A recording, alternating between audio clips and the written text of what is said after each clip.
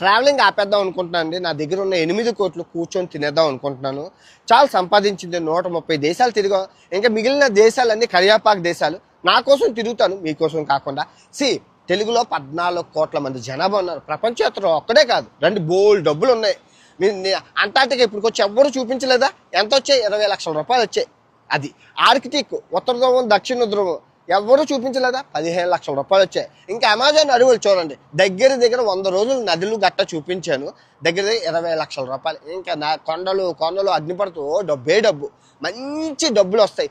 ఇంట్లో కూర్చొని సొల్లు చెప్పే వీడియోలకి ఎవరు ఆ యూట్యూబ్కి తెలిసి అది ఇంట్లో కూర్చొని సొల్లు చెప్తున్నాడని. తిరిగే వాటికి బోల్డ్ డబ్బులు ఉన్నాయి. చాలా పైకి లచ్చిందే బోల్డ్ వస్తుంది. చాలా సంపాదించింది. కొత్త వాళ్ళకి అవకాశం ఇద్దాం. కొత్త రక్తం కావాలి. కాళ్ళు చేతులు ఇరుగుతాయి, ప్రాణాలు పోతాయి. అవన్నీ ధైర్యే, సాహసే లక్ష్మి.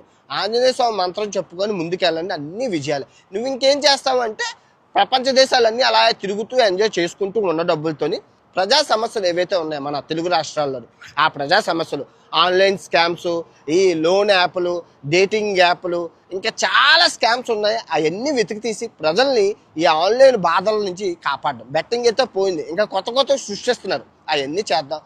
ఈ అన్నిటి మీద, రేపుల మీద పోరాడదాం, స్త్రీ హక్కుల మీద పోరాడదాం, ప్రజా సమస్యల మీద పోరాడదాం. ప్రాణం ఉన్నంత వరకు ప్రజా సమస్యల మీద పోరాడి ప్రజల కోసమే బతుకుతానని మనసా వాచ త్రికరణ శుద్ధిగా ప్రమాణకం చేస్తున్నారు మీ ప్రపంచ యాత్రికుడు మలేషియా దేశం నుంచి.